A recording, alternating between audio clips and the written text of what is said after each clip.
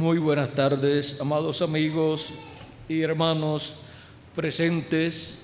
Es para mí un privilegio muy grande estar con ustedes en esta ocasión para compartir unos momentos de compañerismo alrededor de la palabra de Dios y ver este tema que tenemos anunciado para esta noche, anunciado en el periódico: el misterio de las señales en el cielo, revelando al Señor Jesucristo en el día postrero. Para eso vamos a leer en San Lucas capítulo 21, donde nos dice así la palabra de Dios. San Lucas capítulo 21 es la lectura para estos momentos.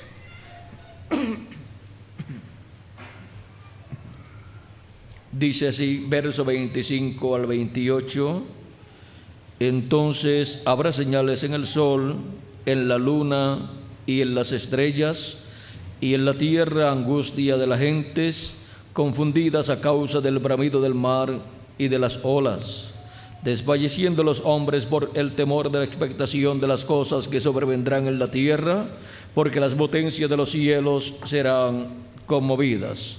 Entonces verán al Hijo del Hombre que vendrá en una nube con poder y gran gloria. Cuando estas cosas comiencen a suceder, erguíos y levantad vuestras cabezas, porque vuestra redención está cerca. Que Dios bendiga nuestros corazones con su palabra y nos revele su palabra en esta ocasión, y así nos permita entenderla. En el nombre eterno del Señor Jesucristo. Amén y amén. Pueden tomar asiento si tienen la bondad. Como les dije, nuestro tema para esta ocasión es el misterio de las señales en el cielo, revelando al Señor Jesucristo en el día postrero. Las señales en el cielo tienen un significado de cosas que en la tierra Dios llevará a cabo. Por ejemplo, tenemos la ocasión en que apareció una señal muy importante en el cielo, y fue la estrella de Belén. Unos magos, unos sabios allá en el oriente, por el área de Babilonia, estaban observando en el cielo y vieron esa estrella. Y estos sabios tenían las profecías del profeta Daniel y las profecías del profeta Moisés. Tenían todas las profecías del Antiguo Testamento con relación a la venida del Mesías. En la profecía de Daniel había sido vista la venida del Mesías como la piedra no cortada de manos que vino. Y también en la profecía de Daniel, en diferentes lugares, hablaba de la venida del Mesías para tener su ministerio en la semana 70 de la profecía de Daniel, y a la mitad de esa semana el Mesías morir. Ahora, todas esas profecías que hablaban de la venida del Mesías, como también las del profeta Isaías, que decía que una virgen concebiría y daría a luz un hijo, un niño, y se llamaría su nombre Emmanuel, que traducido es Dios con nosotros. Todas esas profecías las conocían estos magos, excepto muy pocas, y ellos estaban esperando la venida del Mesías. Por lo tanto, ellos sabían que un niño tenía que nacer en la tierra, en el cual se cumpliría la venida del Mesías. Pero ese niño, al nacer en la tierra, encontramos que no comenzaría su ministerio al nacer. No comenzaría su ministerio a la edad de un niñito, ni a la edad de un adolescente, ni a la edad de un jovencito, sino a una edad de adulto, a la edad de cerca de 30 años. Y vean ustedes, para comenzar su ministerio a la edad de casi 30 años, pues tenía que nacer en la tierra. O sea, tenía que pasar por ciertas etapas por las cuales pasa toda persona adulta, antes de llegar a la edad de adulto, primero ha pasado por su edad de joven, y antes de eso pasó por su edad de adolescente, y antes de eso pasó por su edad de niño, y antes de eso pasó por su edad o etapa de un bebé, y antes de eso pasó por su etapa allá en el vientre de su madre. Ahora vean ustedes, por todas esas etapas pasaría el que tendría el ministerio de la semana número 70, y a la mitad de esa semana daría su vida, moriría. Le sería quitada la vida al Mesías, el cual tendría de la semana 70, que consta de 7 años, tendría 3 años y medio de ministerio, y los otros 3 años y medio corresponden al tiempo de la gran tribulación, donde el Mesías Cristo se está revelando al pueblo hebreo, y 144,000 hebreos estarán recibiéndolo, creyendo en Él con toda su alma y recibiendo las bendiciones de Dios. Ahora, para llegar a esa etapa de llamar y juntar los escogidos del pueblo hebreo, vean ustedes, tiene que pasar por las etapas anteriores, el velo de carne, donde estará manifestado todo ese ministerio para el pueblo hebreo. Y ahora, pero para que tengamos un cuadro claro, veamos que para el tiempo en que nació Jesús, en el cielo hubo una señal muy importante, llamada la estrella de Belén. Los magos vieron esa señal en el cielo, y ellos se entendieron, conocieron que esa señal significaba que el Mesías ya estaba en la tierra, y era señal de la venida del Mesías. Pero cualquier persona podía pensar, pero si todavía no ha llegado la semana número 70. Pero es que antes de llegar a la semana número 70, el Mesías tenía que nacer, ser un bebé, ser un niñito, ser un jovencito, un adolescente, un jovencito, ser un joven ya completo, y luego llegar a la edad de casi 30 años para comenzar su ministerio. Ahora, hubo una persona que vio todas esas etapas, y fue la Virgen María. Y si hubo alguna otra persona, ven ustedes, quizás la madre de Juan el Bautista vio parte. Ella pues era una señora mayor de edad, y no se sabe a los cuántos años de haber nacido Juan el Bautista murió Elizabeth, la madre de Juan el Bautista, y luego murió Zacarías, el padre de Juan el Bautista. Y ahora ven ustedes, la que sabía toda esa trayectoria de la vida de Jesús era la Virgen María, y ella guardaba todas estas cosas. ¿Dónde? En su corazón, en su alma. Cuando se dice en su corazón, se está hablando del alma, porque el alma se le llama también el corazón.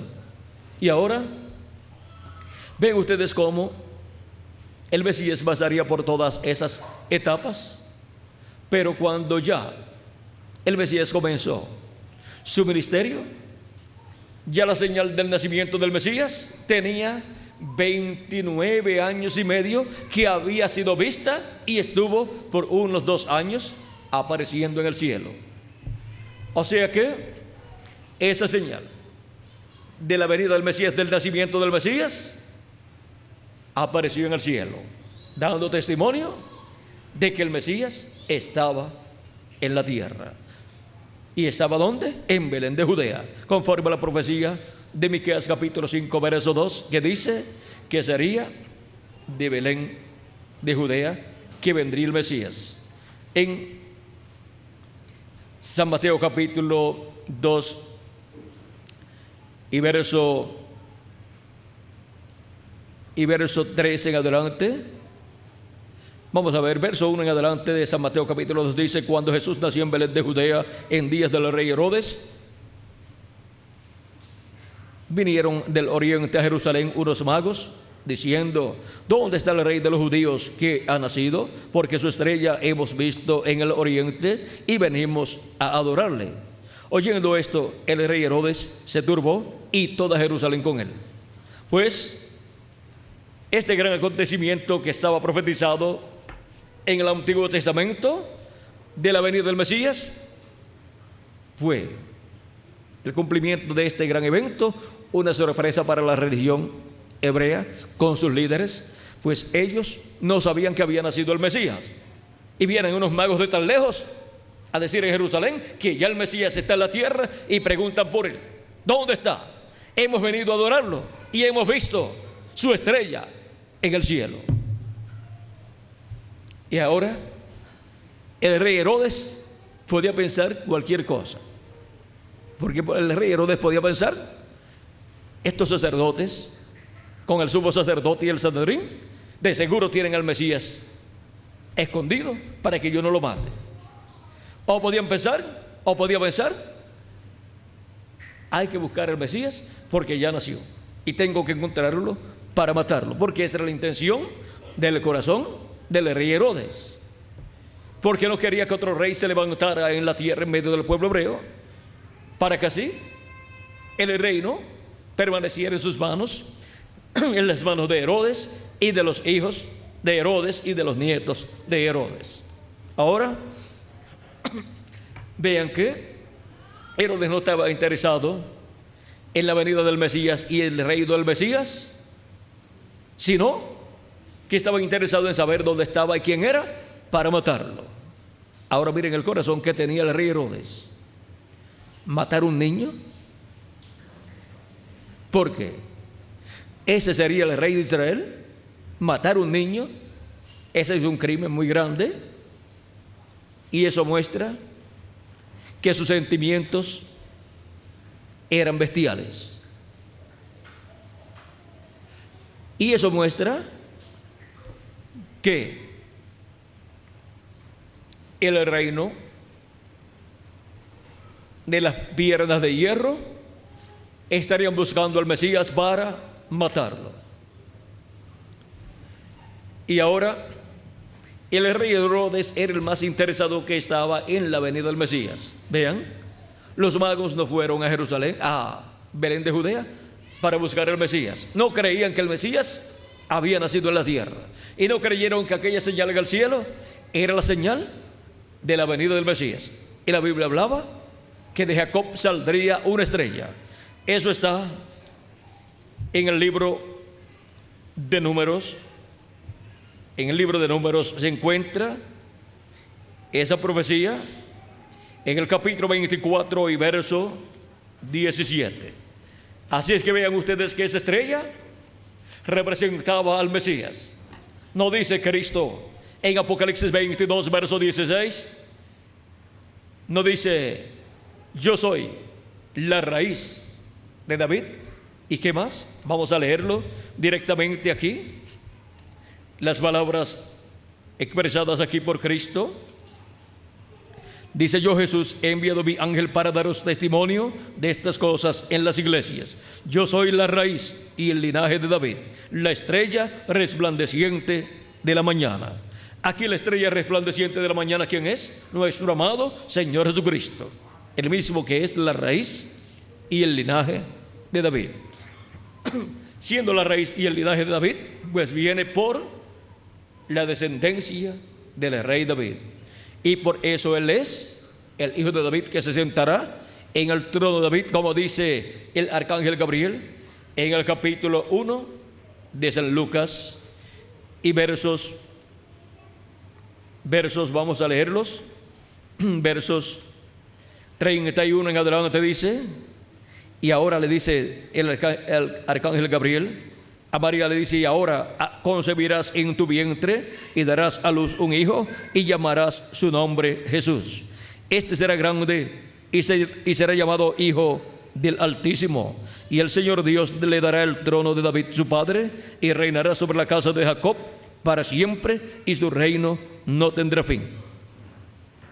Aquí tenemos la promesa de que se sentará en el trono de David su padre. Por eso viene como hijo de David, por la descendencia de David. Y ahora Cristo aquí dice: yo soy la raíz y el linaje de David. y también Él es la estrella resplandeciente de la mañana. Y por eso aquella estrella que vieron aquellos magos representaba al Mesías. Y cuando apareció aquella señal en el cielo, el Mesías estaba en la tierra. Y el pueblo estaba llamado a estar buscando al Mesías en la tierra, naciendo en Belén de Judea. Y vean ustedes, el pueblo hebreo no lo buscó allí. El pueblo hebreo, los sacerdotes, el sumo sacerdote y el concilio del Sanedrín no estuvo buscando al Mesías en Belén de Judea en su nacimiento. También la profecía decía que vendría a su templo el Señor. Por lo tanto, ellos podían agarrarse de esa escritura y decir, pero aquí dice que vendrá a su templo. Así es que lo estamos esperando aquí. Pero vean, Él vino a su templo, Dios vino a su templo, el ángel del pacto vino a su templo humano, que es Jesús, el joven carpintero de Nazaret. Cuando Juan el Bautista bautizó a Jesús, vino el Espíritu Santo y moró en Jesús en toda su plenitud. Y también vino al templo que estaba en Jerusalén, predicando allí en el templo, y tampoco creyeron en Él. Así es que a los incrédulos no hay cómo entenderlos. Porque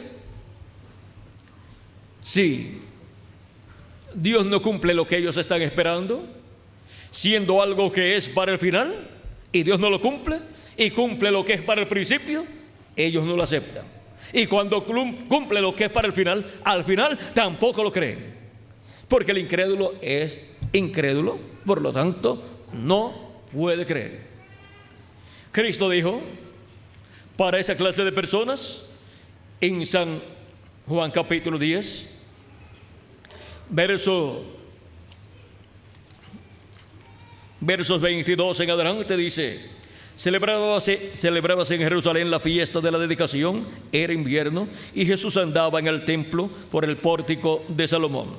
Y le rodearon los judíos y le dijeron: ¿hasta cuándo nos turbarás el alma? Si tú eres el Cristo, dínoslo ya, o dínoslo abiertamente.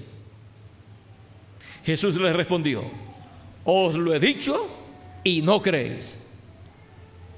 Las obras que yo hago en nombre de mi Padre, ellas dan testimonio de mí, pero vosotros no creéis, porque no sois de mis ovejas, como os he dicho.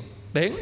No eran de las ovejas de Cristo, por lo tanto no podían creer al buen pastor, porque quienes creen al pastor son sus ovejas.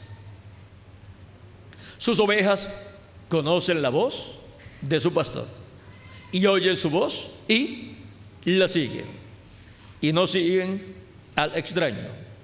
Dice Cristo: mis ovejas oyen mi voz y yo las conozco y me siguen, y yo les doy vida eterna y no perecerán jamás, ni nadie las arrebatará de mi mano. Mi Padre que me las dio es mayor que yo. Mi Padre que me las dio es mayor que todos, y nadie las puede arrebatar de la mano de mi Padre. Yo y el Padre uno somos. Yo y el Padre uno somos, dice nuestro amado Señor Jesucristo. Porque el Padre, ¿dónde estaba? En Jesús, en su enviado. Y ahora, vean ustedes aquellas personas que decían: si tú eres el Cristo, el Mesías, dínoslo ya, dínoslo abiertamente. Jesús les dice: ya lo he dicho antes, y no han creído. Y querían que Jesús les repitiera lo mismo. ¿Para qué? Para no creer tampoco. Y ahora, vean que Jesús les dice que ya se lo había dicho, que Él era el Mesías. Pero miren, tanto cuento de que les diga si Él es el Mesías, ¿para qué? Para no creer. Y miren cómo, cuando Cristo les dice que ya se lo había dicho antes, y luego le habla todas estas cosas, vean lo que sucede. Cristo le Los judíos entonces, ¿qué sucede? Les dicen, le hablan con él. Entonces los judíos volvieron a tomar piedras para apedrearle. Ven, cuando Cristo dice, el Padre y yo, una cosa somos, uno somos. Entonces volvieron a tomar piedras, ¿para qué? Para apedrearle. Jesús les respondió, muchas buenas obras os he mostrado de mi Padre, ¿por cuál de ellas me apedreáis? Le respondieron los judíos diciendo, por buena obra no te apedreamos, sino por la blasfemia, porque tú, siendo hombre, te haces Dios. Al decir mi Padre y yo, una cosa somos, para ellos eso es Jesús haciéndose Dios, diciendo que Él y Dios son la misma persona. Pero vean, Él no se estaba haciendo Dios. Dios se había hecho hombre. Dios se había hecho carne. En el principio era el verbo, y el verbo era con Dios, y el verbo era Dios. Este era en el principio con Dios. Por Él fueron hechas todas las cosas, y sin Él nada de lo que ha sido hecho fue hecho. San Juan capítulo 1, verso 1 en adelante. Y en el verso 14 dice, y aquel verbo se hizo carne y habitó entre nosotros. Y vimos su gloria como la gloria del unigénito del Padre, lleno de gracia y de virtud. Y cuando el verbo, que era con Dios y era Dios, se hizo carne y habitó entre los seres humanos, fue conocido por el nombre de Jesús de Nazaret. Vean que era Dios vestido de un cuerpo humano. Era Dios vestido de carne humana, llamado su velo de carne Jesús. Era Dios visitando la raza humana para llevar a cabo su obra de redención de la cruz del Calvario a la mitad de la semana 70. Y para eso tenía que morir en la cruz del Calvario.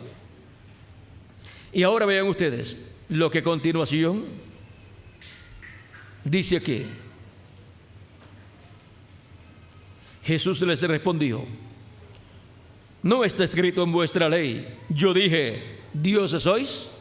Si llamo dioses a aquellos a quienes vino la palabra de Dios, esto es a los profetas a los cuales vino la palabra, y la escritura no puede ser quebrantada. Al que el Padre santificó y envió al mundo, vosotros decís, tú blasfemas porque dije, hijo de Dios soy. Si no hago las obras de mi Padre, no me creáis. Mas si las hago, aunque no me creáis a mí, creed a las obras, para que conozcáis y creáis que el Padre está en mí y yo en el Padre. Procuraban otra vez prenderle, pero él se escapó de sus manos. Vean que muchas persecuciones y problemas le formaron a nuestro amado Señor Jesucristo, al que cumplió la promesa de la primera venida del Mesías como el Cordero de Dios en su obra de redención. ¿Cómo será para el cumplimiento de la segunda venida de Cristo como el león de la tribu de Judá, como Rey de reyes y Señor de señores? ¿Le causará problemas al velo de carne en quien se estará cumpliendo esa promesa en el día postrero? Pues claro que sí. Pero recuerden, se cumplirá como está prometida la venida del Señor. Y ahora, ¿cómo será? Él envió un precursor llamado el reverendo William Marion Branham. Y el reverendo William Marion Branham, en la página 256 del libro de los sellos en español, dijo: cuando nuestro Señor aparezca sobre la tierra, Él vendrá sobre un caballo blanco como la nieve y será completamente Emmanuel, la palabra de Dios encarnada en un hombre. Eso es lo que Él estuvo precursando. Él estuvo precursando la venida de la palabra encarnada en un hombre. Y para ver la venida de la palabra, para ver la venida del verbo en el día postrero, para ver la venida del jinete del caballo blanco de Apocalipsis capítulo 19, verso 11 al 21, tenemos que ver su venida en carne humana. Tenemos que ver la venida del jinete del caballo blanco de Apocalipsis capítulo 19, que es la venida de Jesucristo en Espíritu Santo, en carne humana, en el velo de carne, en quien esté cumplida su venida en el día postrero. Y ese será el ángel del Señor Jesucristo para el día postrero.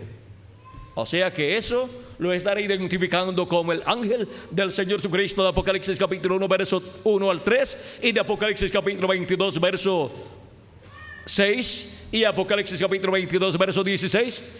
En el capítulo 22, verso 16, Cristo dice acerca de su ángel mensajero: yo, Jesús, he enviado mi ángel para daros testimonio de estas cosas en las iglesias. ¿A quién envía Jesucristo? A su ángel mensajero. ¿Quién es el enviado de Jesucristo? Su ángel mensajero. ¿Y en quién vendrá manifestado? Cristo en su enviado. Así como el Padre vino manifestado en su enviado Jesús, ahora Jesús vendrá en su enviado, en su ángel, en el día postrero, en la edad de la piedra angular y dispensación del reino.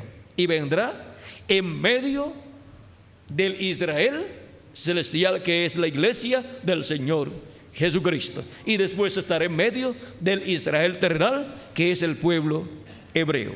Ahora miren cómo para el día postrero tenemos estas grandes promesas que son paralelas a las promesas cumplidas de la primera venida de Cristo en la persona de Jesús. Y ahora vean ustedes cómo las promesas de la venida del Mesías para el día posterior de la venida del ungido de Cristo, de Jesucristo, serán cumplidas en medio de la iglesia del Señor Jesucristo, que es el Israel celestial y espiritual. Y ahora nacerá en Belén de Judea y se cumplirá la venida del Mesías naciendo en Belén de Judea. Claro que sí, pero en Belén de Judea, del Israel celestial. Y ahora vean lo que significa Belén. Belén significa la casa del pan de Dios. Y Jesucristo nació en Belén de Judea porque Jesucristo es la casa del pan de Dios. Y ahora todos los que nacen en Belén de Judea en los tiempos antiguos nacieron en el mismo lugar donde nació el Mesías, el hijo de David. Y ahora todos los que han nacido del agua y del Espíritu, creyendo en Jesucristo como su Salvador y recibiendo el Espíritu de Cristo, han nacido en Cristo, que es Belén, la casa del pan de Dios. Así es que uno de los que nacerá en la casa del pan de Dios, uno de los que nacerá en Cristo y en el cuerpo místico de Cristo, que es su iglesia, que también es la casa del pan de Dios como cuerpo místico de Cristo, porque es ahí donde ha estado el pan de Dios, la palabra de Dios, de edad en edad. Uno de los que nacerá ahí será el que cumplirá, o en el que se cumplirá la venida de Jesucristo en el Espíritu Santo en carne humana, en el cumplimiento de la venida del jinete del caballo blanco de Apocalipsis, que será la palabra de Dios encarnada ¿en qué? En un hombre. Eso fue lo que precursó el reverendo William Marion Branham con su mensaje en el siglo XX, conforme a como él mismo dijo que el ángel le dijo que sería su ministerio. Sería un ministerio como el de Juan el Bautista, que fue un ministerio precursor. El ministerio de Juan fue el ministerio precursor de la primera venida de Cristo, de la venida del verbo, de la palabra en carne humana. Y el ministerio de William Marion Branham fue el ministerio precursor de la segunda venida de Cristo, de la venida del ángel del pacto, del ángel de Jehová en carne humana nuevamente, en uno nacido en la casa del pan de Dios, uno nacido en el Belén espiritual, que es Cristo, el Belén nuestro, la casa del pan de Dios. Y ahora vean ustedes lo sencillo que es todo este programa. Y vean ustedes cómo la profecía se repite en una forma actualizada y en una forma engrandecida. ¿Por qué? ¿Qué es más grande? ¿Nacer en una ciudad, que significa la casa del pan de Dios? ¿O nacer en Cristo, que es la casa del pan de Dios? Nacer en Cristo es más grande que nacer en Belén de Judea, porque en Belén de Judea nació Cristo, la casa del pan de Dios. Tenía que nacer en el lugar que lo representaba a Él. Y ahora el velo de carne en el cual estará Jesucristo en el Espíritu Santo manifestado en el día postrero, tiene que nacer en la casa del pan de Dios, en Cristo, en el Belén espiritual. ¿Y cómo podrá ser posible eso? ¿Cómo podrá ser posible eso? Porque eso no tendrá que ver con su nacimiento natural según la carne, sino que tendrá que ver con su nuevo nacimiento. Y por medio del nuevo nacimiento, Él nacerá en Belén de Judea, que es la casa del pan de Dios, Jesucristo. Y Jesucristo, siendo la casa del pan de Dios, en el tiempo final tendrá uno nacido en Él y por medio de Él, en el cual Cristo se manifestará como el jinete del caballo blanco de Apocalipsis capítulo 19, que será la palabra, el verbo, encarnándose en ese que nacerá, en Cristo que nacerá en nuestro Belén espiritual y celestial, en también el cuerpo místico de nuestro amado Señor Jesucristo, en la casa de Dios, que es la iglesia del Señor Jesucristo. Pues la casa de Dios, la iglesia del Señor Jesucristo, es el cuerpo de Cristo y Él es la cabeza de ese cuerpo. Y ahora vean ustedes que el cumplimiento de la venida de Cristo en Espíritu Santo manifestándose en carne humana en el día postrero tiene que ser por medio de uno nacido en la casa de Dios, en el cuerpo místico de Cristo, en ese nuevo nacimiento que viene por medio de Jesucristo. Y ahora vean ustedes este misterio de la profecía de Belén de Judea, obteniendo el nacimiento del velo o del mensajero en el que se cumplirá la venida de Cristo en el Espíritu Santo para el día postrero, como león de la tribu de Judá, como rey de reyes y señor de señores. Miren lo sencillo que es para su cumplimiento. Y ahora tenemos que comprender estas cosas, porque de otra forma no comprenderemos las promesas correspondientes al día postrero. Ahora, ¿qué es el día postrero? El día postrero es el séptimo milenio, porque un día delante del Señor es como 1000 años y 1000 años como un día. ¿Y los días postreros qué son? Pues los días postreros son el quinto milenio, sexto milenio y séptimo milenio, porque un día delante del Señor para los seres humanos es como 1000 años. De esto nos dio testimonio San Pedro en su segunda carta, capítulo 3, verso 8, y el profeta Moisés en el Salmo 90 y verso 4. Y ahora podemos comprender por qué San Pablo decía en su carta a los Hebreos de la siguiente manera, hablando de los días postreros, dice: Dios, habiendo hablado muchas veces, capítulo 1 de su carta a los Hebreos dice: Dios, habiendo hablado muchas veces y de muchas maneras en otro tiempo a los padres, por los profetas, ¿por medio de quién habló? Al pueblo hebreo, por medio de los profetas, porque esa es la forma de Dios hablarle a su pueblo, al Israel terrenal y al Israel celestial también. Ahora sigue diciendo, en estos postreros días nos ha hablado por el Hijo, a quien constituyó heredero de todo. Vean, Dios habló por medio de su Hijo, de Jesucristo, y San Pablo dice que fue en los postreros días, y ya han transcurrido 2000 años. ¿Y por qué fue en los postreros días y han transcurrido 2000 años? Porque los postreros días comenzaron cuando Jesús tenía de 4 a 7 años de edad.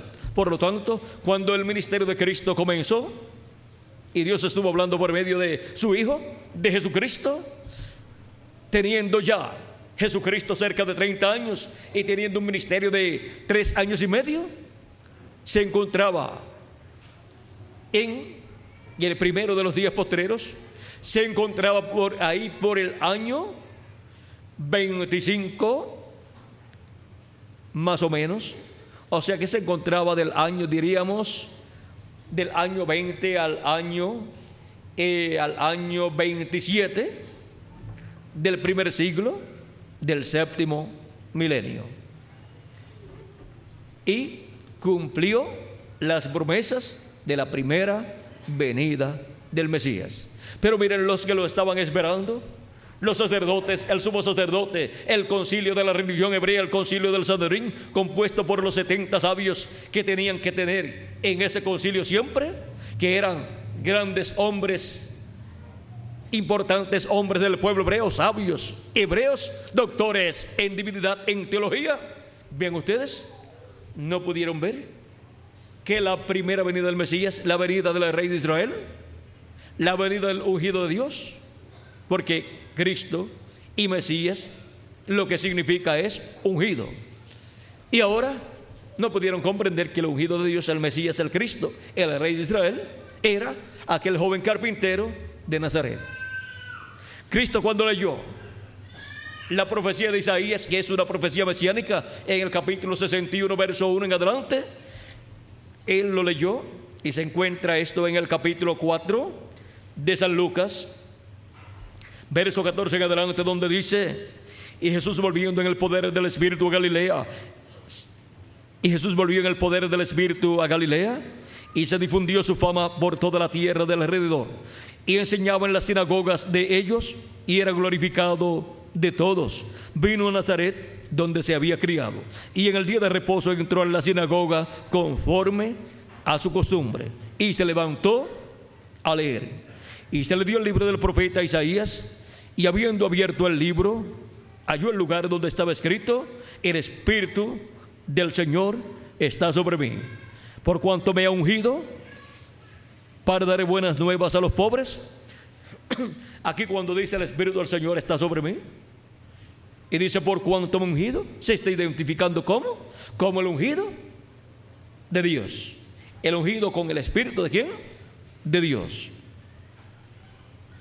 Por lo tanto, siendo que ungido significa Cristo y significa Mesías, se está identificando como el Cristo, como el Mesías, como el ungido, con el Espíritu de Dios. Me ha enviado por cuanto me ha ungido para dar buenas nuevas a los pobres, me ha enviado a sanar a los quebrantados de corazón, a pregonar libertad a los cautivos y vista a los ciegos, a poner libertad a los oprimidos, a predicar el año agradable del Señor. Y enrollando el libro, lo dio al ministro y se sentó. Y los ojos de todos en la sinagoga estaban fijos en él. Y comenzó a decirles: hoy se ha cumplido esta escritura delante de vosotros. Les está dando testimonio que esta escritura profética, esta escritura mesiánica, esta escritura de la venida del Mesías, se está cumpliendo delante del pueblo. ¿En quién? En carne humana, en la persona de Jesús. O sea que él mismo ahí se está identificando como el cumplimiento del Mesías en medio del pueblo hebreo. Y no lo recibieron. Si leemos más adelante, encontraremos que les predicó un corto mensaje y no les gustó, y fue enviado para predicar el año de la buena voluntad de Jehová, o año agradable del Señor. Y miren, comienza Cristo a predicar luego, que todos estaban contentos. Dice, y todos daban buen testimonio de él. Y estaban todos maravillados de las palabras de gracia que salían de su boca. Y decían, ahora comienzan a buscar cosas o motivos por los cuales este no podía ser el Mesías. Por los cuales Jesús no podía ser el ungido de Dios, el Mesías que ellos estaban esperando. Y entonces decían, ¿no es este el hijo de José? O sea, ¿no es este el hijo de José? Y ahora nos está diciendo que es el Mesías. Él les dijo, sin duda me diréis este refrán: médico, cúrate a ti mismo. De tantas cosas que hemos oído que se han hecho en Capernaum, haz también aquí en tu tierra. Y añadió, de cierto os digo que ningún profeta es acepto en su propia tierra. Y ese es el dicho que todos conocemos comúnmente como nadie es profeta en su tierra. Eso es lo que quiere decir este dicho. Y en verdad os digo que muchas viudas había en Israel en los días de Elías, cuando el cielo fue cerrado por 3 años y 6 meses, y hubo una gran hambre en toda la tierra. Pero a ninguna de ellas fue enviado Elías, sino a una mujer viuda en Sarepta de Sidón. O sea, en un territorio en donde no podía ir. Una bendición tan grande como esa, y fue esa bendición nada allá. Pero el pueblo hebreo estaba pasando por los juicios divinos, bajo el ministerio del profeta Elías. Por lo tanto, fue enviado el profeta Elías a una mujer en Sarepta de Sidón, a un territorio lejano, y para alimentar al profeta Elías. Ahora nos preguntamos, ¿quién alimentó a quién? Porque cuando Elías llegó allá, y esta viuda salía de su casa para buscar 2 pedazos de madera, 2 ramas para encender un fuego y preparar unas tortas de harina de trigo, porque solamente le quedaba harina para hacer esa comida, y después no tendrían más comida. Por lo tanto, comerían, se acostarían a dormir sin la esperanza de otra comida. Por lo tanto, lo que vendría después sería la muerte para esta viuda con su hijo. Pero vean, en el momento más difícil de esta mujer, donde ya no tenía más comida, llegó el enviado de Dios. ¿Y hay alguna cosa imposible para Dios? Pues no la hay. Así es que la que iba a alimentar a Elías, solamente le quedaba una sola comida. Y cuando llega Elías, con hambre y con sed, le dice que le dé un bocado de comida. Ella le dice, salía yo en estos momentos a buscar 2 ramas, 2 pedazos de madera, para colocarlos, hacer un fuego y preparar una torta, o como dirían ustedes, una tortilla, acá en México, para comerla yo y mi hijo, y luego acostarnos y morir, porque después de esta comida no hay más comida para nosotros.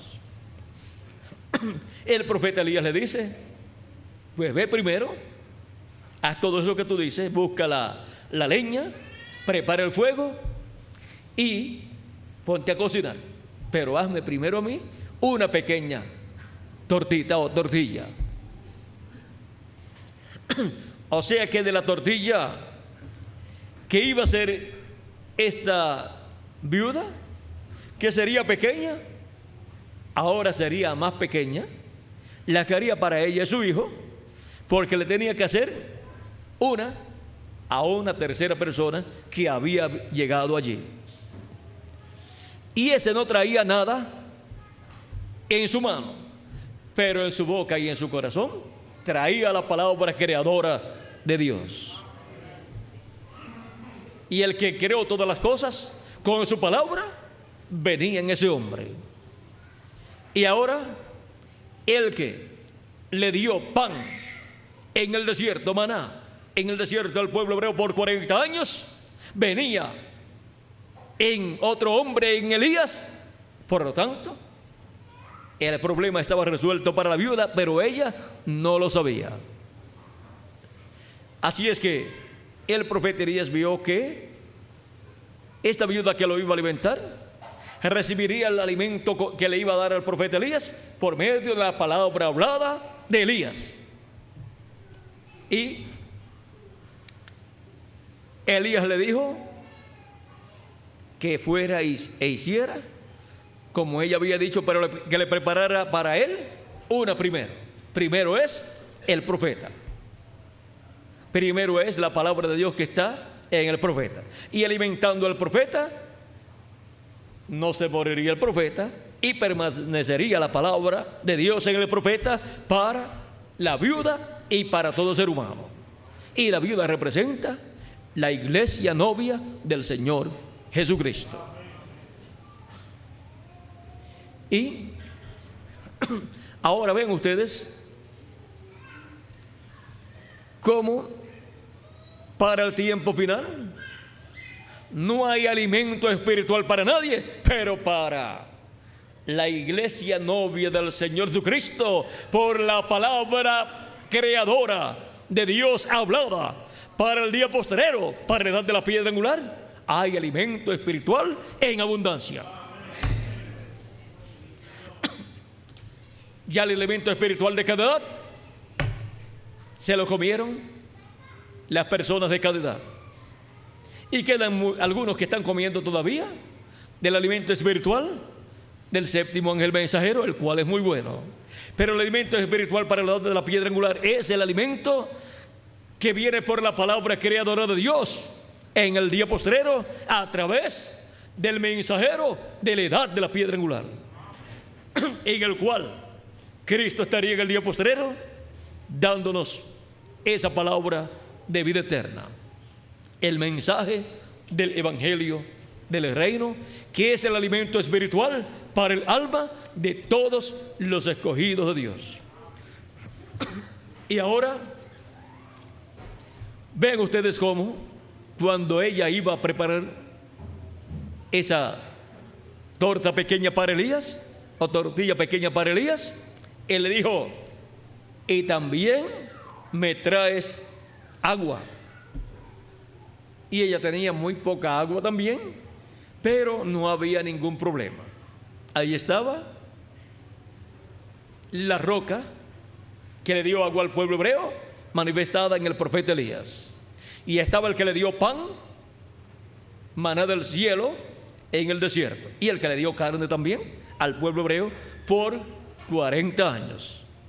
Por lo tanto, todo problema de alimento para la viuda y su hijo estaba resuelto allí, y también para el profeta.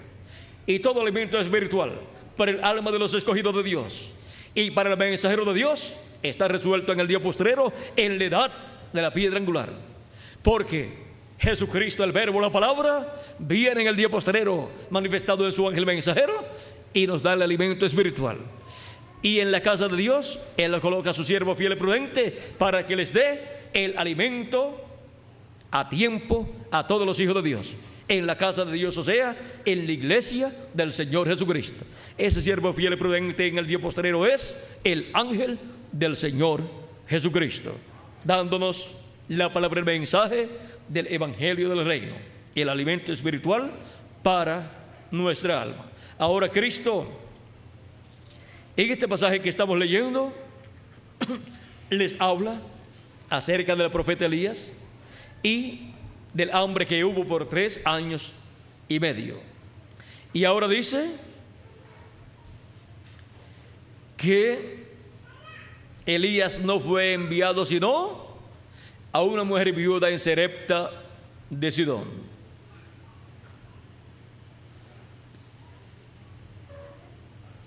¿Qué más dice?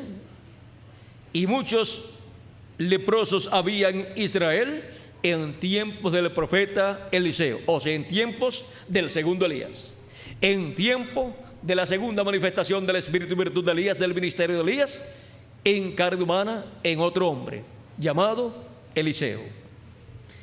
Y muchos profetas hubo, y muchos leprosos hubo en Israel en ese tiempo, en el tiempo del profeta Eliseo. Pero ninguno de ellos fue limpiado de su lepra, sino Naamán el sirio, aquel general sirio que vino donde el profeta Eliseo para ser sanado de la lepra. Y vean cómo fue sanado. Eliseo le dijo: ve al Jordán, y en el Jordán entras al agua, Segunda de Reyes capítulo 5, verso 1 en adelante. Vamos a ver, entras al agua allí tantas veces y serás sanado.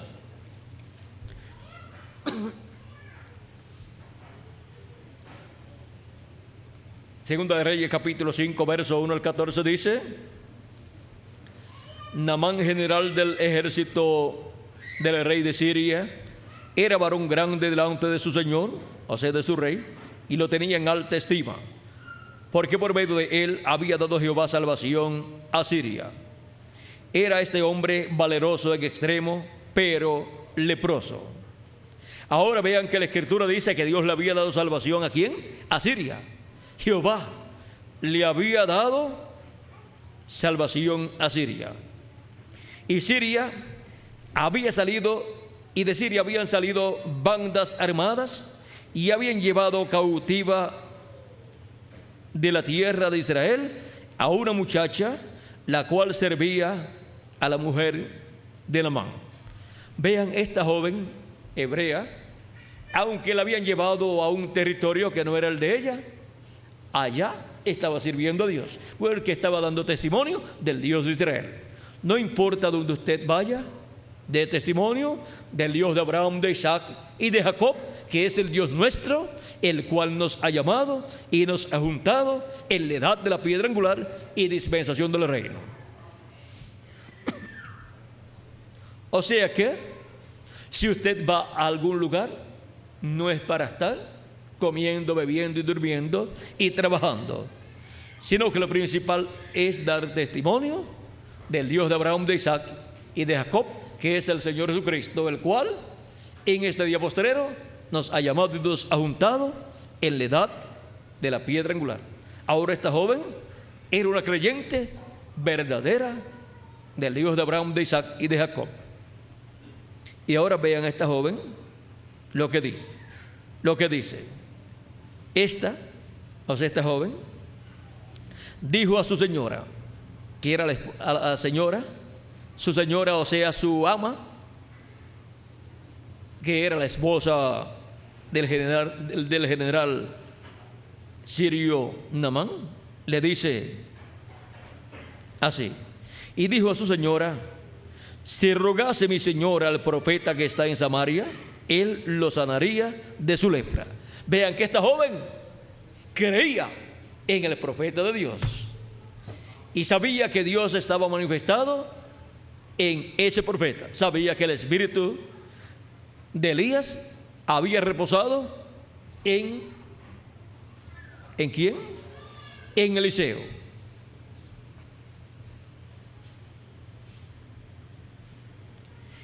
Entrando Naamán a su señor, le relató diciendo: así y así ha dicho una muchacha que es de la tierra de Israel. O sea que la esposa de Naamán seguida se lo contó. porque ninguna mujer quiere un esposo leproso. Prefiere que esté sano y no leproso durmiendo a su lado, porque si está leproso, pues de seguro se va a dormir a otra habitación por allá y va a tener una vida un poquito alejada de su esposa y de sus niños. Así es que la que más estaba interesada en la sanidad de Naamán era su propia esposa, que lo amaba con todo su corazón, con toda su alma, y quería la bendición de Dios sobre Naamán. Y ya tenía la cura al problema de Naamán, porque no hay ninguna cosa imposible para Dios. Y ahora se lo cuenta a su esposo, y su esposo Naamán se lo cuenta al rey, para que el rey pues le autorice a ir allá a la tierra de Israel para buscar al profeta Eliseo para que ore por él y ser sanado. Pero miren, algunas veces las personas piensan que estos profetas de Dios, cuando alguien iba para recibir sanidad, pues ellos se arrodillaban y empezaban a orar por ellos y a pedir a Dios. Y vean, lo que ellos hacían era que en algunas ocasiones le decían: está sanado. En otras ocasiones le decían: ve y haz esto. Y en otras ocasiones vemos a Jesús que le dice a algunas personas: tu fe te ha sanado. En otras ocasiones escupe en la tierra y con el lodo hace lodo y se lo unta en los ojos y le dice: ahora ve y lávate allá en el estanque de Siloé, que significa enviado. ¿Por qué? Porque Jesucristo, el enviado, lo había enviado a lavarse allá, y al ser lavado allí recibió la vista. ¿Por qué? Porque el enviado habló así e hizo así. Hizo ese milagro en esa forma. Encontramos en otras ocasiones, vean, cuando estuvo frente a la tumba de Lázaro para resucitar a Lázaro, Jesús no comenzó a orar y a decir: Padre, resucita a Lázaro. Él dijo: Lázaro, ven fuera, y Lázaro salió fuera. En otras ocasiones encontramos que le dijo a algunos que estaban muertos, en cuanto a sus cuerpos, les dijo: levántate, y se levantaron. O sea que le habló al espíritu de la persona, y el espíritu de la persona entró al cuerpo y se levantó. No era el tiempo todavía para irse, pero ya había salido del cuerpo y tenía que regresar. Por eso Jesús decía: está dormido. Y así como un hombre pues despierta a una persona que está dormida, Jesús vino y despertó al hijo de la viuda de Naín, y despertó también a la hija de Jairo, y despertó a Lázaro también. Porque de Lázaro Jesús dijo a sus discípulos, estando lejos del lugar donde vivía Lázaro, dijo: Lázaro, nuestro amigo, duerme. Y los discípulos dijeron: pues si duerme, pues está bien. Porque cuando una persona se acuesta a dormir, está muy bien, está descansando y está recuperándose de todo el cansancio que obtuvo durante el día de trabajo. Pero Jesús les hablaba del descanso, de la muerte física, de la muerte del cuerpo, y ellos no lo habían comprendido.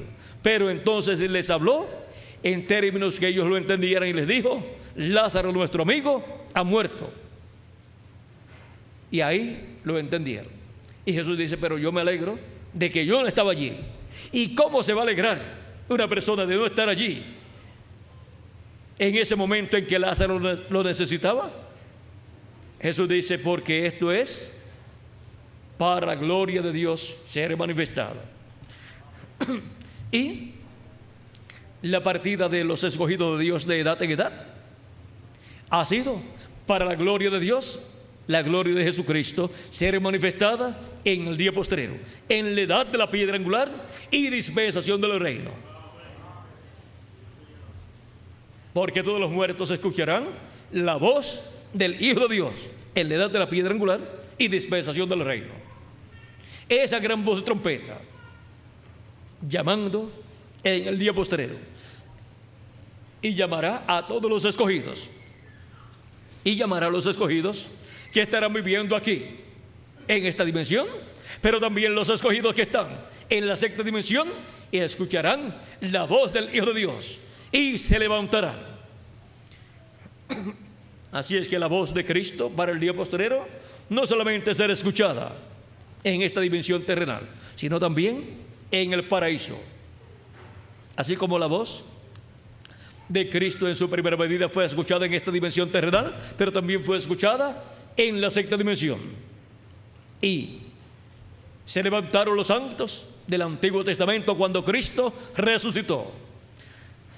Ahora, vean ustedes que este caso de Lázaro es tipo y figura de los santos del Nuevo Testamento que van a resucitar en el día postrero, en la manifestación del Hijo del Hombre en su venida. Porque el mismo Señor descenderá del cielo con aclamación, o sea, voz de mando, y con, ¿qué más? Con voz de arcángel y con trompeta de Dios. Y los muertos en Cristo se levantarán primero, o resucitarán primero, resucitarán en cuerpos eternos. Luego nosotros los que vivimos seremos transformados y seremos raptados o arrebatados en las nubes para recibir al Señor en el aire, y así estaremos siempre con el Señor, porque nos iremos a la cena de la boda del Cordero y nunca más nos separaremos de Él, y estaremos a imagen y semejanza de nuestro amado Señor Jesucristo. Ahora miren, ¿por qué es tan importante la segunda venida de Cristo? Miren todas las cosas que estarán sucediendo en la segunda venida de Cristo, en la venida del Señor en el día postrero, en donde Jesucristo estará revelándose en el día postrero. Así como se reveló en cada edad por medio del mensajero de cada edad, Jesucristo estará revelándose por medio de su ángel mensajero en el día postrero, y le estará hablando a su iglesia por medio de su ángel mensajero en el día postrero.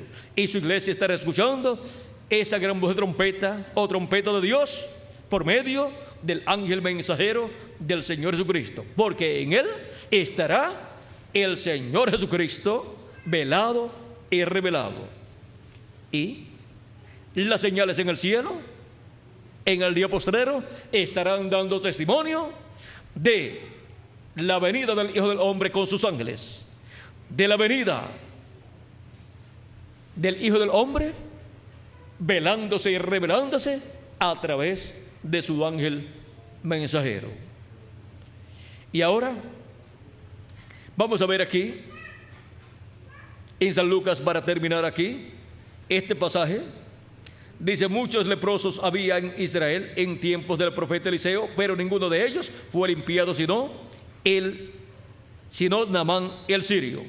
Y estábamos leyendo la historia acá en Primera de Reyes capítulo 5 versos 1 al 14. Así es que continuamos leyendo aquí.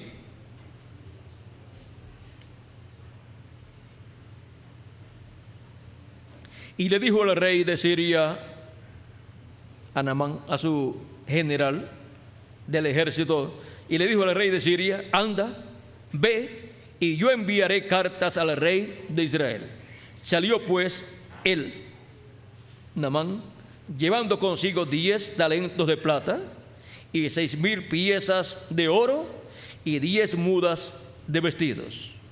Tomó también cartas para el rey de Israel, que decían: cuando lleguen a ti estas cartas, sabe por ellas que yo envío a mi siervo Naamán para que lo sanes de su lepra. Ahora se lo envía al rey. Luego que el rey de Israel leyó las cartas, rasgó sus vestidos. Tremendo problema tenía el rey. Tenía que sanar al general del ejército de Siria. ¿Y cómo lo iba a hacer el rey de Israel si no era profeta? Rasgó sus vestidos y dijo: soy yo Dios, que mate y dé vida, para que éste envíe a mí a que sane a un hombre de su lepra. Considerad ahora y ved cómo busca ocasión contra mí.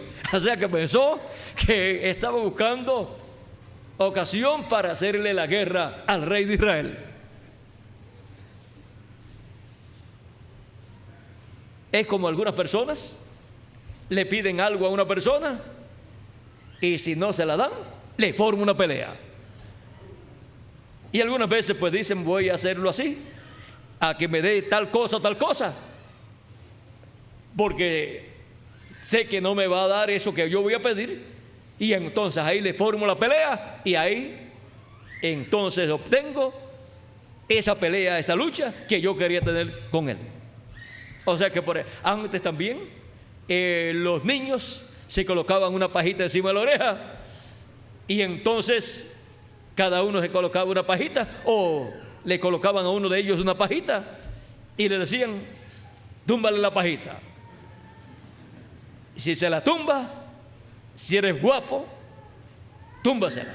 Y entonces el otro, por no decir que era un cobarde, y para que no dijeran que era un cobarde, iba y se la tumbaba y se formaba la pelea. Así es que ven ustedes que siempre para formar una pelea hay muchas mañas, como dicen, hay muchas técnicas, como también las naciones tienen muchas formas para formar una guerra. Y usan esas técnicas para formar una guerra, como también tienen muchas formas para formar una temporada buena sin guerras. Pero cuando necesitan una guerra por beneficios para sus naciones, la forman y obtienen esos beneficios. Pero las madres y los padres pagan las consecuencias, porque son sus hijos los que mueren.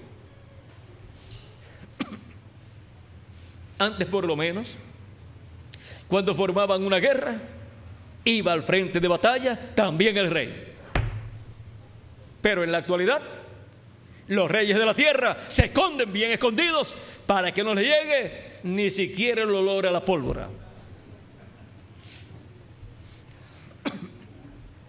Bueno, vamos a ver aquí lo que continúa aquí diciendo la Escritura.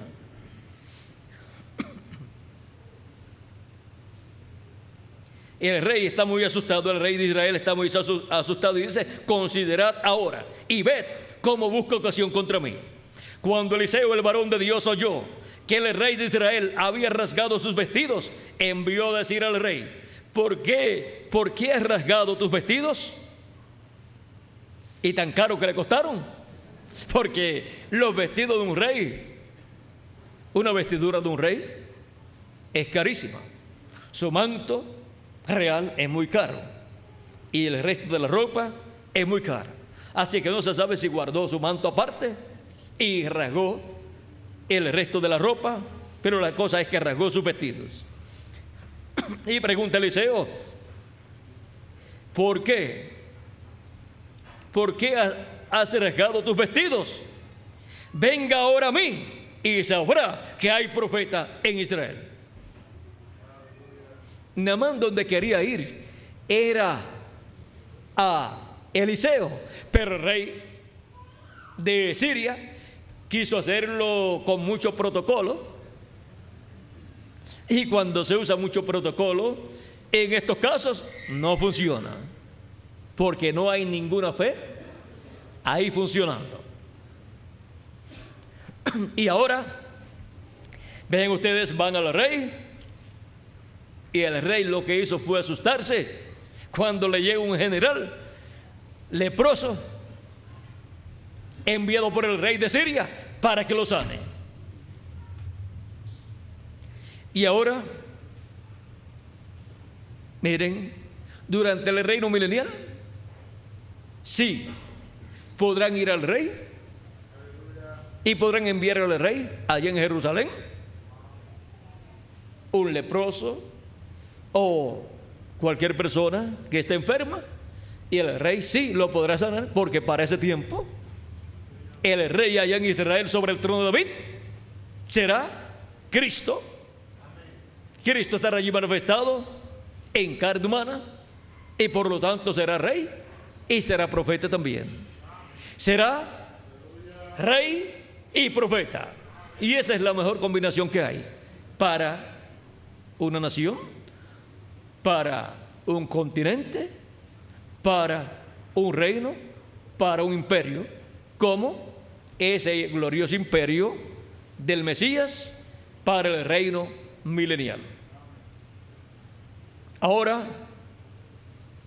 veamos aquí lo que a continuación sucede.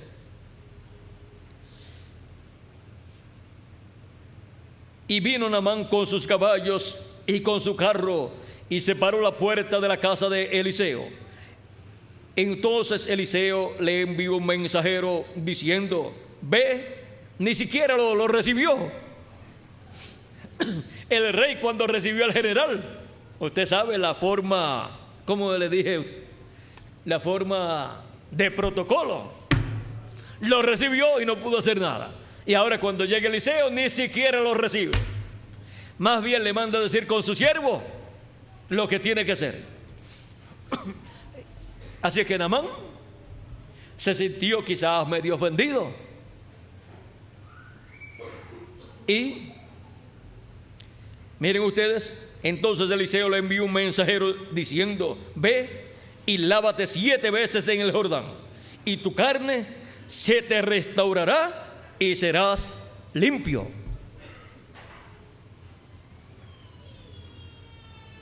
Y ahora, para la edad de la piedra angular, tenemos algo muy importante: sumergirse en la palabra de Dios de la edad de la piedra angular. 7 veces, los 7 truenos. Tienen que estar sumergidas las personas en los 7 truenos, que es lo que le da la fe para ser transformados y raptados. Y si no, no hay sanidad para este cuerpo mortal, temporal y corruptible. Pero sumergidos en los 7 truenos de Apocalipsis, o sea, metiéndose 7 veces en las aguas de la palabra. Metiéndose la primera vez, eso es en el primer trueno, metido dentro de la voz del primer trueno, y la voz del primer trueno metida dentro del alma de la persona y en todo su ser, cubierto por dentro y por fuera. Y luego todavía no basta. Una segunda ocasión, bajo el segundo trueno, bajo la voz de Cristo en ese segundo trueno, y así consecutivamente por 7 veces, por los 7 truenos. No es escuchando y recibiendo una sola parte, sino la voz de Cristo completa, representada en esos 7 truenos de Apocalipsis. Y nuestra carne, que fue contaminada con la lepra del pecado, será limpia. Seremos transformados. Tendremos un cuerpo nuevo, carne nueva, huesos nuevos y sangre nueva.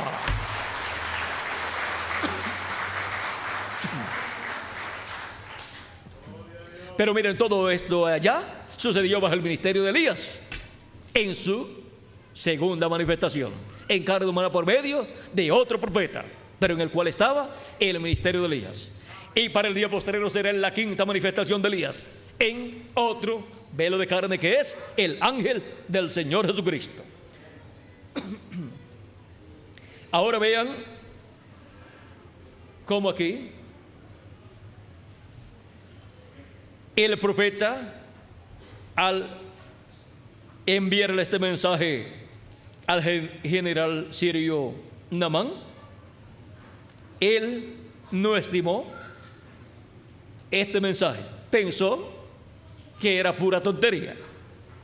Porque él pensó que eso, para él poder ser sanado, el profeta tenía que venir ante Naamán, o Naamán venir ante él. Y el profeta venir con unos sacrificios de animalitos y con muchas oraciones y con un montón de cosas, pero no pensó ni creía que sería en una forma tan sencilla.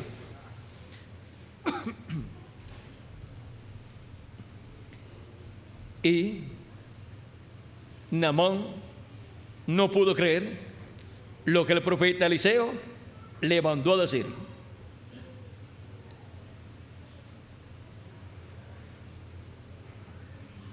Y Naamán se fue enojado. Tremendo problema, porque se enojó ¿con quién? Con el profeta de Dios. Se fue enojado diciendo: he aquí yo decía para mí, saldrá él luego y estando en pie invocará el nombre de Jehová su Dios. ¿Ve? Mucho ritualismo, mucha ceremonia religiosa, un acto religioso con mucha pompa. Pero miren, nada de eso. Algo sencillo. Lo que necesitaba era bañarse.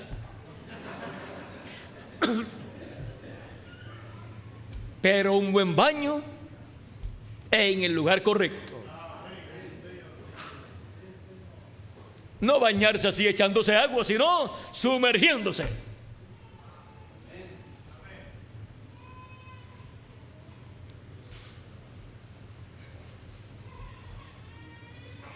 Porque bajar significa muerte y subir habla de resurrección, de una nueva vida.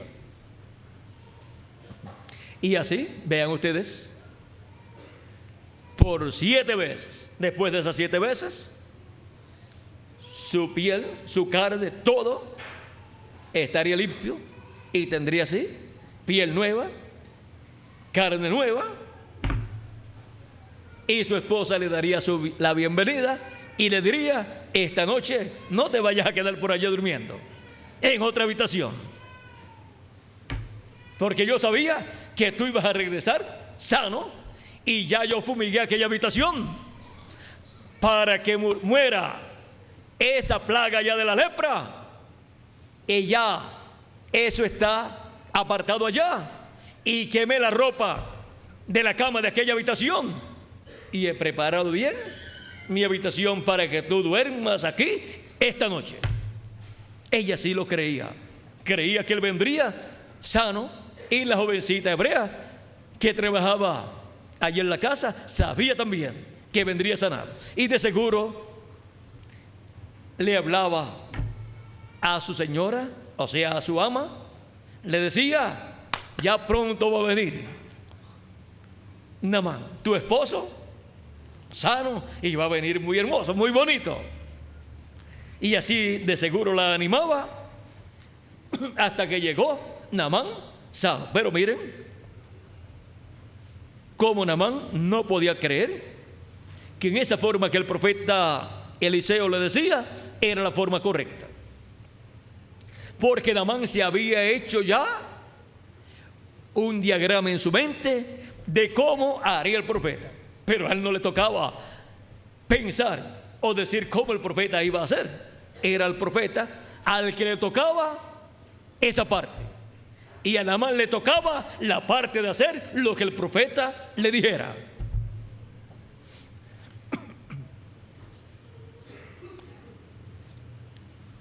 Ahora Naamán pensaba: y aquí yo decía para mí, saldrá él luego y estando en pie invocará el nombre de Jehová su Dios y alzará su mano y tocará el lugar y sanará mi lepra. Y ahora cuando ve Naamán que el profeta ni lo quiso ver, ¿qué sucede? No hizo lo que el profeta le dijo, se fue muy enojado. Y ahora Abana y Farfar, ahora dice Naamán: Abana y Farfar, ríos de Damasco, ¿no son mejores que todas las aguas de Israel? Ahí estaba actuando con nacionalismo, como algunas veces hacemos nosotros. Pero ¿No hay mejores ríos de nuestra nación que los que hay por otros lugares? ¿No es mejor esto de nuestra nación que lo de otra nación? Y eso es lo que está haciendo aquí Naamán. No son Abana y Farsat, ríos de Damasco, no son mejores que todas las aguas de Israel. No solamente que el Jordán, sino que todas las aguas de Israel. Si me lavare en ellos, ¿no seré también limpio? Pues no seré limpio, porque allá no fue que el profeta le ordenó que se fuera a bañar, a lavar. Ahora él dice, si me lavare en ellos, porque pensó que era solamente era lavarse, pero el profeta le dijo, zambuirte, o sea, bajar y subir por 7 veces. Eso es bajar, meterte completo, salir, volver y meterte y salir por 7 veces.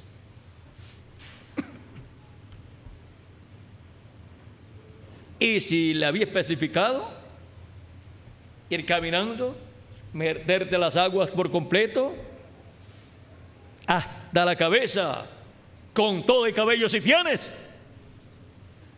y después salir hasta la orilla, hasta donde no hay agua, y después regresar de nuevo. Vean ustedes. Y ahora Naamán dice, bueno, si la cosa es así, si el problema mío se arregla con meterse al agua de un río, pues me voy allá a mi tierra, allá en ríos también. Así es que aparentemente él ya sabía el secreto, pero no sabía ningún secreto, porque el secreto estaba en la palabra creadora hablada por el profeta Eliseo. Y tenía que ser una cosa, una obra de fe. O sea, creyendo esa palabra en su alma, porque en el alma y con el alma es que la persona cree. Ahí es donde está la fe.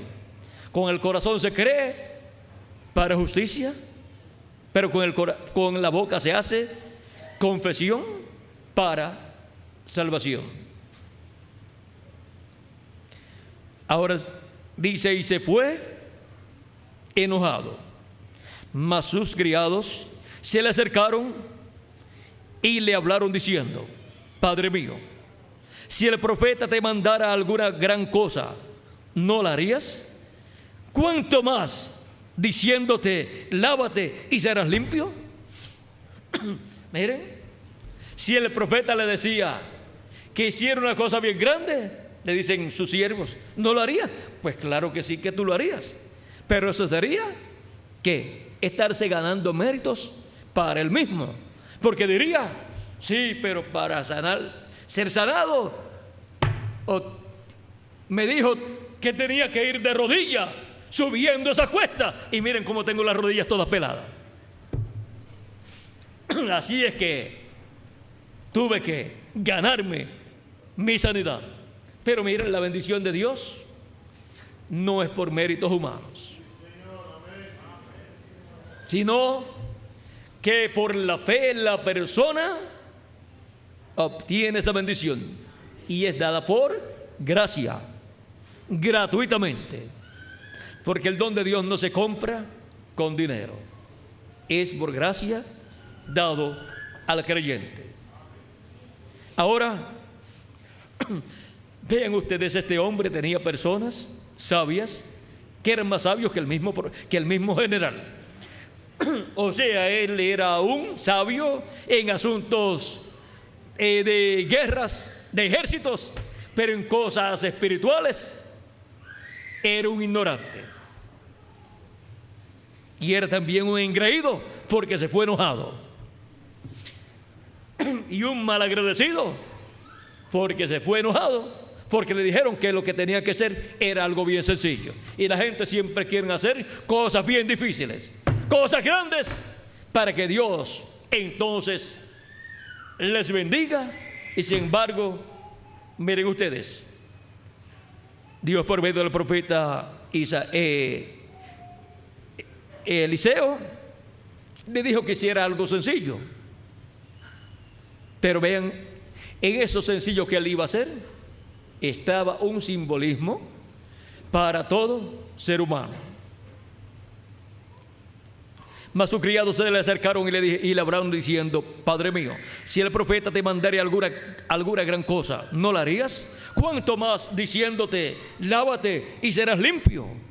Él entonces descendió y se zambulló 7 veces en el Jordán, conforme a la palabra del varón de Dios, y su carne se volvió como la carne de un niño y quedó limpio.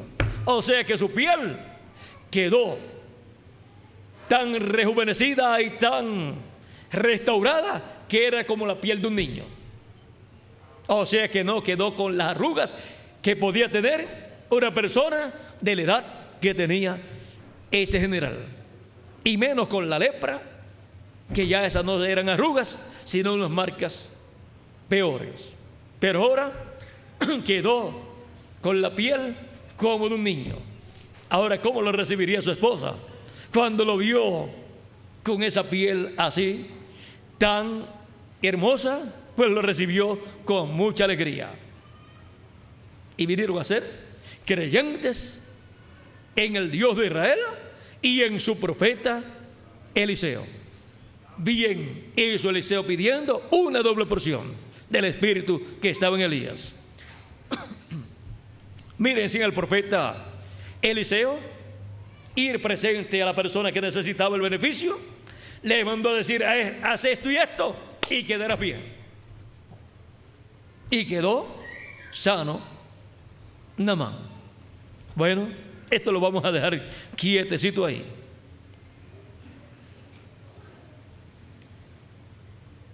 Y volvió el varón de Dios, él y toda su compañía, y se puso delante de él y dijo: he aquí, ahora conozco que hay Dios en toda la tierra. Ahora conozco que no hay Dios en toda la tierra sino en Israel. Te ruego que recibas algún presente de tu siervo. Mas él, Eliseo, dijo: vive Jehová, en cuya presencia estoy, que no lo aceptaré. Y le instaba que aceptara alguna cosa, pero él no quiso.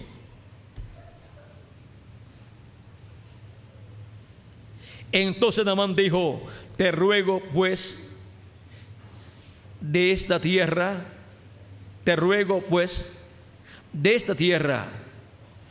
¿no se dará a tu siervo la carga de un par de mulas? O sea, de la tierra de Israel.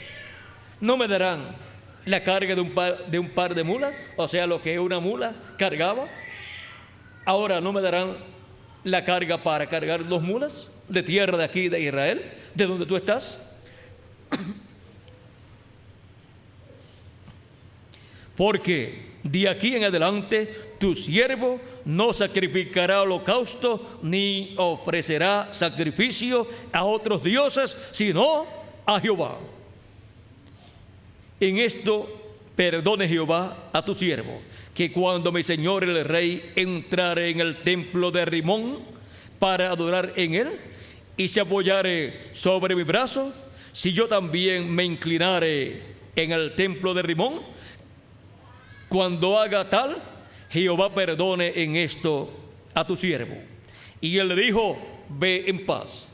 Se fue pues y caminó como media legua de tierra. Vamos a dejarlo ahí. Y ahora vean ustedes de lo cual Cristo les está citando allá en Nazaret, en aquella sinagoga. Al oír estas cosas, vean, un buen mensaje. Hablando del profeta Eliseo, le había hablado también del profeta Elías, o sea, le habló de los 2 Elías que vinieron en forma consecutiva. Del primero, Elías Tisbita, y del segundo, Eliseo. Un mensaje de los 2 primeros Elías. Al oír estas cosas, todos en la sinagoga se llenaron de ira, en vez de ponerse muy contentos que estaban escuchando la predicación de Cristo sobre el profeta Eliseo y sobre el profeta Elías. Y levantándose, le echaron fuera de la ciudad y le llevaron hasta la cumbre del monte sobre la cual estaba edificada la ciudad de ellos, para despeñarle. Mas él pasó por en medio de ellos y se fue. Ahora vean que no les gustó la predicación de Jesucristo. Querían que Jesucristo hiciera muchos milagros y señales, y él lo que hizo fue predicarles acerca de Elías, acerca del ministerio de Elías Tisbita y Eliseo, predicarle acerca de dos profetas. Y para el día postrero, vean ustedes, Cristo estará predicando acerca de dos profetas, de los dos olivos, de Moisés y de Elías. Bueno, les dije que lo iba a dejar eso quietecito, pero algo siempre salió. Ahora, vean ustedes que no todas las personas se ponen muy contentas cuando Dios cumple sus promesas. Y ahora, para la revelación de Jesucristo en el día postrero por medio de su ángel mensajero, no toda persona estará muy contenta, porque el cumplimiento de esta promesa no será de acuerdo a como algunas personas han pensado que será la venida y revelación del Hijo del Hombre con sus ángeles en el día postrero. Pero eso no importa. Cristo cumple su promesa, aunque no sea en la forma que algunas personas se imaginaban que sería el cumplimiento de esa promesa. Pues Él no tiene que complacer a ninguna persona. Él lo que tiene que hacer es cumplir lo que le prometió en la forma que Dios lo destinó, o lo predestinó, o lo ordenó desde antes de la fundación del mundo. Y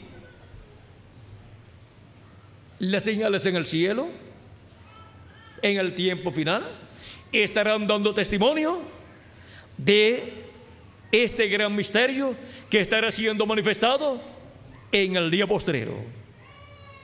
Y esas señales van a tener un misterio escondido. Y será el misterio de la segunda venida de Cristo. Pues en el cielo,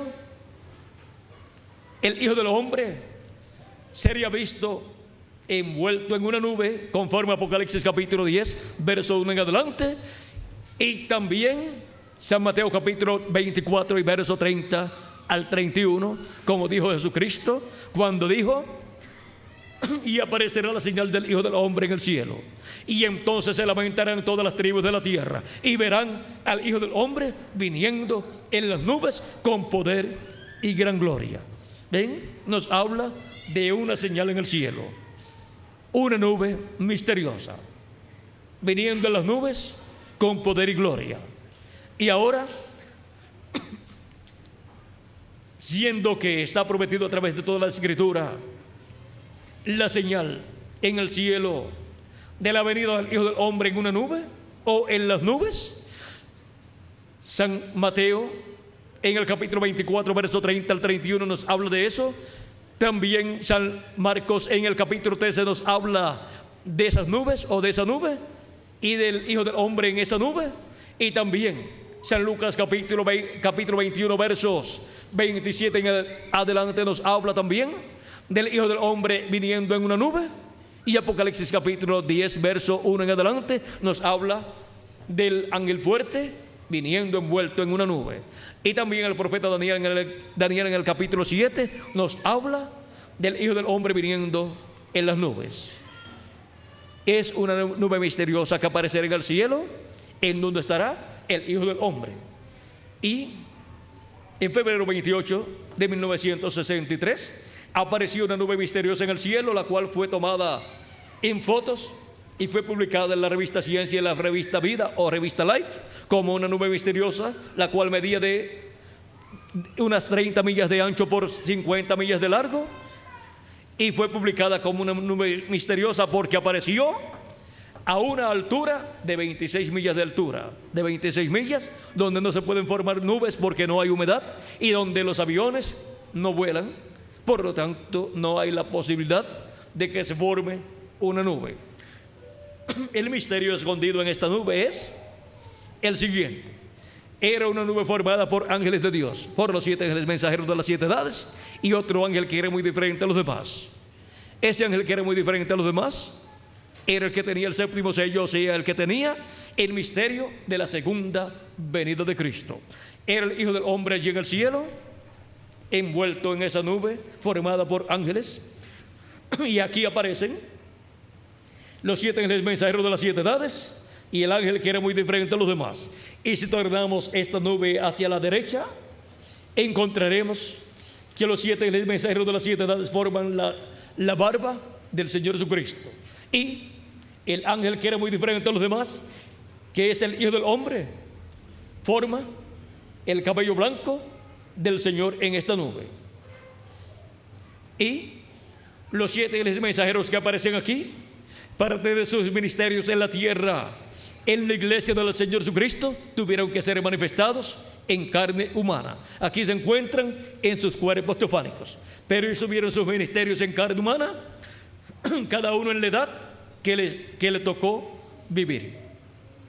Y ahora, para el día postrero, el ángel que era muy diferente a los demás, el Hijo del Hombre, tiene que venir en carne humana en su ángel mensajero para tener su ministerio correspondiente al día postrero. Y así, lo que significa el cabello blanco del Señor en Apocalipsis capítulo 1, verso 12 al 16, y Apocalipsis capítulo 10, verso 1 al 11, y otros lugares como Daniel capítulo 7, lo que significa ese cabello blanco, lo cual nos habla de madurez, de experiencia, de sabiduría y de justicia para juzgar con justicia a todas las naciones y a todo ser humano. Encontramos que bajo el ministerio de este ángel que era muy diferente a los demás, manifestado en carne humana en su ángel mensajero, estarán todas esas cualidades para esa labor del día postrero. Y estaremos viendo bajo el ministerio de Cristo, del ángel fuerte, del Hijo del Hombre a través de su ángel mensajero, el cabello blanco del Señor Jesucristo, del Hijo del Hombre, siendo cumplido ese simbolismo en medio de la iglesia del Señor. Recuerden que el cabello blanco es un simbolismo que tiene que ser cumplido de experiencia, madurez y sabiduría para estar como juez de toda la tierra en el día postrero. Igual que el rostro resplandeciente como el sol es el simbolismo de Cristo como rey, porque el sol es el astro rey y Cristo es la luz del mundo, y es el Rey de reyes y Señor de señores. Y viendo al ángel fuerte, al ángel que era muy diferente de los demás, en el día postrero en carne humana, en su ángel mensajero manifestado, estaremos viendo el simbolismo del sol resplandeciente del rostro de Cristo como el sol, convertido en una realidad, porque lo estaremos viendo como Rey de reyes y Señor de señores. Eso es verlo con su rostro como el sol. Y también todos los demás simbolismos que son presentados en el Hijo del Hombre en el capítulo 1 de Apocalipsis, y también en el capítulo 10 y en el capítulo 19, son cumplidos en el día postrero en la manifestación del Hijo del Hombre a través de su ángel mensajero. Por ejemplo, una espada sale de su boca. La espada es la palabra de Dios y la boca es el profeta mensajero del Señor Jesucristo, porque la boca de Dios siempre han sido los profetas de Dios. y ver la palabra de Dios, el mensaje del Evangelio del Reino saliendo de la boca del ángel del Señor Jesucristo, eso es ver la espada de dos filos saliendo de la boca de Cristo, porque la boca de Cristo es su ángel mensajero en el día postrero. Como cada profeta en cada edad fue la boca de Dios en la edad en que cada uno fue enviado. Y ahora, el misterio de las señales en el cielo, revelando al Señor Jesucristo en el día postrero.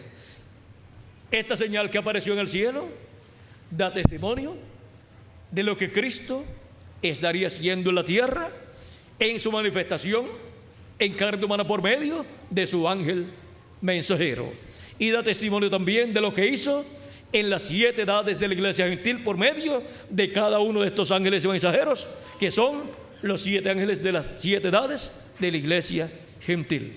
Ahí en esa nube está representada la iglesia del Señor Jesucristo completa, desde su comienzo hasta su final. Y nuestra edad, vean ustedes dónde está representada. Está representada aquí en el ángel que era muy diferente a los demás, porque nuestra edad está representada en Cristo, manifestado a través de su ángel mensajero en el día postrero, revelado como el león de la tribu de Judá y como Rey de Reyes y Señor de Señores en su obra de reclamo. Esa señal en el cielo da testimonio de Cristo revelado en su iglesia a través de su ángel mensajero en el día postrero. ¿Ven el misterio de las señales en el cielo? ¿Ven que cuando aparece una señal en el cielo significa algo importante en el programa divino que se lleva a cabo aquí en la tierra, como sucedió con la estrella de Belén? Representaba la primera venida de Cristo naciendo en Belén de Judea. Y ahora esta señal en el cielo da testimonio de la revelación de Jesucristo para el día postrero por medio de su ángel mensajero, en medio de su iglesia gentil. Y ahí está el nombre de Dios, porque el nombre de Dios estaría en su iglesia manifestado, revelado y a su iglesia en el día postrero. Bueno, hemos visto el misterio de las señales en el cielo, revelando al Señor Jesucristo en el día postrero. O sea que las cosas que Cristo hará en este día postrero, en la edad de la piedra angular y dispensación del reino, están allí, en esta nube, en esta señal en el cielo, están representadas. Y esta es la señal del Hijo del Hombre en el cielo. Ahí está este ángel que era muy diferente a los demás, que es el Hijo del Hombre, que es el ángel del pacto Jesucristo, ahí manifestado con sus 7 ángeles mensajeros de las 7 edades de la iglesia gentil en sus cuerpos teofánicos. Y para el día postrero, el ángel que es diferente a los demás tiene que venir a la tierra y estar en la tierra en carne humana en su ángel mensajero, en donde estará revelando su misterio de su venida a su iglesia en la edad de la piedra angular, como león de la tribu de Judá, como Rey de Reyes y Señor de Señores en su obra de reclamo. Ahora, el ángel del Señor Jesucristo no es el Señor Jesucristo. Por eso, cuando Juan quiso adorarlo, en Apocalipsis capítulo 19, verso 9 al 10, y Apocalipsis 22, verso 7 al 9, el ángel le dijo que no lo hiciera, porque ese ángel no es el Señor Jesucristo, sino que es el profeta de la dispensación del reino y de la edad de la piedra angular. Pero en ese ángel estará Jesucristo velado y revelado en el día postrero. Estará Jesucristo manifestándose como el león de la tribu de Judá, como Rey de Reyes y Señor de Señores en su obra de reclamo. Y ese misterio fue revelado y fue representado en esa señal misteriosa que apareció en el cielo en febrero 28 de 1963. Aquí tenemos la foto principal y aquí tenemos otras fotos que fueron tomadas en diferentes horarios y desde diferentes posiciones y desde diferentes territorios, tanto de una ciudad como de otra ciudad, en donde fue vista esta nube en el cielo.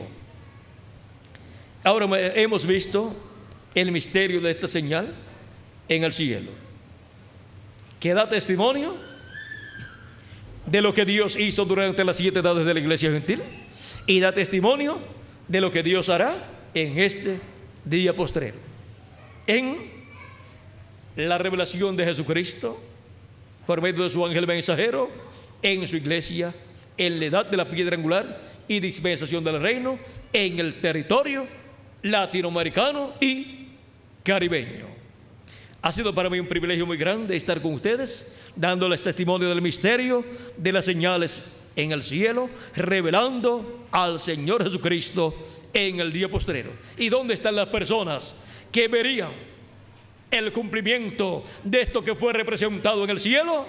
Aquí estamos en la América Latina y el Caribe, viendo el misterio de las señales en el cielo, revelando al Señor Jesucristo en el día postrero. Que las bendiciones de Jesucristo, revelado en el día postrero, sean sobre cada uno de ustedes y sobre mí también. Y pronto todos seamos transformados y llevados a la cena de las bodas del Cordero en el cielo, en la casa de nuestro Padre Celestial. En el nombre eterno del Señor Jesucristo. Amén y amén.